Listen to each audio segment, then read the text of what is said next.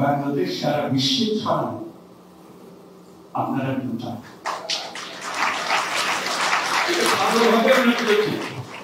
ভালোভাবে আমরা বুঝেছি। এই গণঅভ্যুত্থান জনতার অভ্যুত্থানের সঙ্গে ছাত্র অভ্যুত্থানের সঙ্গে তারা আমাদেরকে বাঁচান। আমাদের অর্থনীতি শেষ, কিছু নেই, একেবারে তলানি তলানি।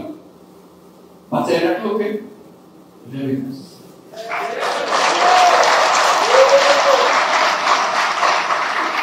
রেমিটেন্স এই বাংলার নতুন বাংলাদেশের জন্ম দিয়েছে।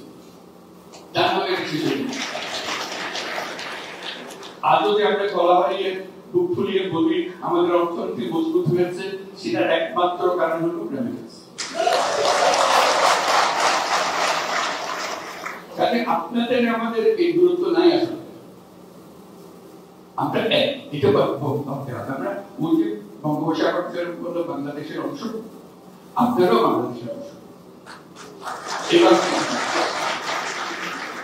আজকে আমরা বলতেছি আপনার ভোটের অধিকার দিচ্ছেন, আমাদের তারার অধিকার কেন দিচ্ছেন না, এগুলো ফয়সালা হবে, এটা হয়ে যাবে, এগুলো কোনো বিষয় না। একবার নিজের মধ্যে আসলে শুরু হলো,